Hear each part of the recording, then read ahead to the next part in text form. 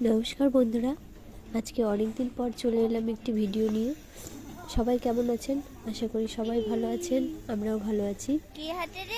তো এই দেখুন মাম্মামের ঠাম্মির হাত ধরে হেঁটে হেঁটে চলছে। আমরা অ্যাকচুয়ালি যাচ্ছি মামা শ্বশুর বাড়িতে, তো সেই জন্যই আমরা রেডি হয়ে বেরিয়ে পড়েছি। এবার এই সামনে থেকে অটো ধরবো, তার জন্য একটু বসে থাকবো। তো মাম্মামকে স্নান দান করিয়ে নিয়ে এই বেরোলাম, নাহলে আরেকটু আগে বেরোলে হয়তো অটোটা পেতাম, তো সেই অটোটা হাতছাড়া হয়ে গেছে। এবার যাই হোক, পরের অটোটি ধরবো।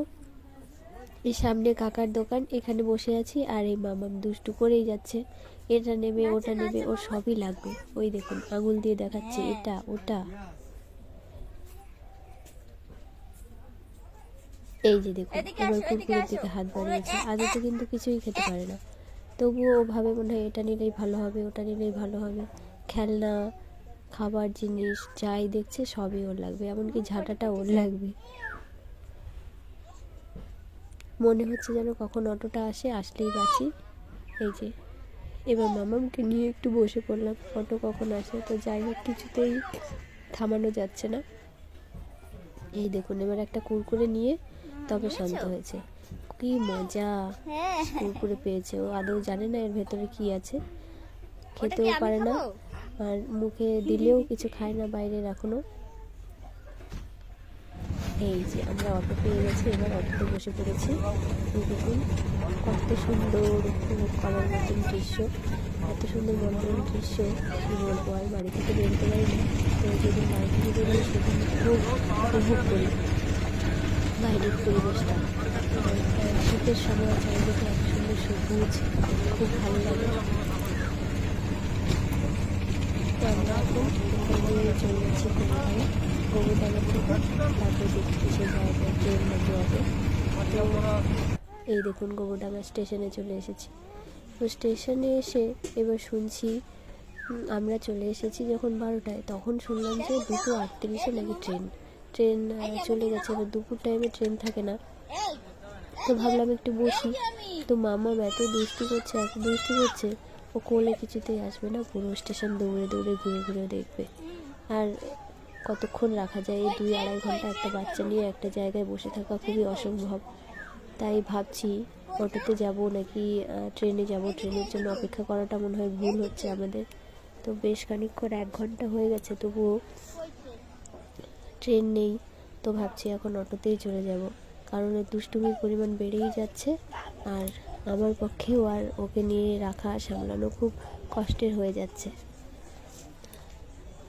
তার সব থেকে বড় কথা, 2টো বেজে গেলে ওর খাবার টাইম। এবার 2টো পার হয়ে গেলে তারপরে খাওয়ালে সমস্যা হয় না কি হয়। আমি যেহেতু ওর স্নান থেকে খাওয়া সমস্ত কিছু টাইমলি করাই, তো সেটাই টেনশন হয়ে যায়। আর এই দেখুন এই ব্যাগটা দেখে এত ওর পছন্দ হয়েছে, বারবার ঘুরে ঘুরে ওই ব্যাগটার কাছে যাচ্ছে, যার জন্য ভিডিও না করে আর পারলাম না। ভাবলাম একটু ভিডিও করেই রাখি, বড় হয়ে যাতে ও দেখতে পারে যে কেমন জেদ করে। এবার ওখানে বসে পড়ছিল রাগ হয়ে, ওই ব্যাগটাই নেবে, ঘুরে ফিরে যাই হোক ওই ব্যাগটার কাছে, আর বলছে দেও, মানে ওই ব্যাগটাই লাগবে ওর। এইটুকু মানুষ ও কী করে যে বুঝলো ওটা ছোটোদেরই ব্যাগ, আসলে ওটা বাচ্চাদেরই ব্যাগ। আর ওর দেখলাম পছন্দ ভালোই, ব্যাগটা আমারও ভালো লেগেছে, কিন্তু এখান থেকে কিছু কিনবো না, ও যতই চাক। এই দেখুন বারবার ঘুরে ঘুরে ব্যাগটা ধরছে, ওর মনে হয় খুবই পছন্দ হয়েছে। যাই হোক, পছন্দ হলেও কিছু করার নেই, সবসময় সব কিছু কিনে দিতে নেই, তাহলে বাচ্চাদের আবদার আর জেদ দুটোই বেড়ে যায়। যেটুকু দরকার তার থেকে বেশি পেলে বাচ্চারা ভাববে যেন আমি যাই জেদ করবো তাই পেয়ে যাব, তাই কিনে দেওয়ার কোনো মানেই হয় না। তবুও দেখুন ঘুরে ঘুরে ওই ব্যাগের ওখানেই যাচ্ছে। আমি এতবার চেষ্টা করলাম ওদিকে নিয়ে যাওয়ারও, কিছুতেই যাচ্ছে না। আমার এদিকে নাক দিয়ে সর্দি বেরোচ্ছে, ঠান্ডাও লেগেছে মনে হচ্ছে ভালোই। বিয়ে বাড়িতে নাচ করেছিল সারা রাত না, যাই হোক যেটুকু টাইম বাইরে করেছে নাচ, তো বাইরে বাচ্চাদের তো ঠান্ডা লাগবেই। তো এবার ভাবছি যে অনেক তো হয়ে গেল, এবার মাকে গিয়ে বলি যে না চলেন এবার অটোতে করে যাই। এই ট্রেনের অপেক্ষায় থাকলে এই বাচ্চার খাওয়া দাওয়া সমস্ত কিছুই অটাইম হয়ে যাবে। সকালের যাবো জন্যে সকালে স্নান করে ওকে ঘুম পাড়াই, সেই ঘুমও পাড়ানো হয়নি। এবার ঘুম খাওয়া সব কিছুই অটাইম হয়ে গেলে আবার শরীর না খারাপ করে সেটাই ভয় লেগে যায়। তাই এবার মার কাছে যাচ্ছি। এই যে আমরা টোটো নিয়ে নিয়েছি, এবার টোটো করে মসলন্দপুর চলে যাব। ট্রেনের অপেক্ষা করলে হয়তো সারাদিন কেটে যাবে, তো আর বাড়ি যেতে যেতে কতক্ষণ হবে তার আর একটু ঠিকানা নেই। এই যে মসলন্দপুর চলে এসেছি, ওই মসলন্দপুর থেকে আমার এখন হয়ে গেলাম।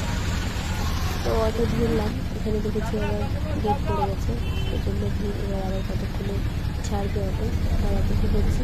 তো যাই হোক, এবার বেরিয়ে গেছি। এই যে আমরা চণ্ডীপুর বাজারে পৌঁছেও গেছি। এখানেই মামাবাড়ি, এই দেখুন মামাবাড়ি চলে এসেছি। আজকে মামাবাড়িতে বৈষ্ণব সেবা, তাই রান্নাবান্না শুরু হয়ে গেছে। এই যে মাসিরা সব দৌড়ে এসেছে, মামা, এই যে ওই কাকাই বসে খাচ্ছে। এবার রাতে কীর্তনের সব রেডি হচ্ছে। এই দেখুন লোকজন আসা শুরু হয়ে গেছে, এই কীর্তন শুরু হয়ে গেল। মামা মারা গিয়েছিল, তো বৈষ্ণবরা যেহেতু শ্রাদ্ধ বাড়িতে খায় না, তারা বলেছিল 40 দিন হলে আমরা খাবো, তো সেই জন্য 40 দিন উপলক্ষে বৈষ্ণব সেবার আয়োজন করেছে মামি। তো সেই জন্যই আমরা আজকে এসেছি। তো রাতটা থেকে আবার কালকে চলে যাবে, তো সেই জন্যই এসেছি। আর মাম্মাম তো কীর্তন শুনতে খুবই ভালোবাসে ছোটো থেকে, তো নাচ করতে গেছে। ওইদিকে বুলিকে নিয়ে এসছে দাদু, সেইদিকে আবার দেখিয়ে দিচ্ছে যে বুলি, ছোট্ট বুলি। মামামের ঠান্ডির কোলে বসে আছে, কি আনন্দ।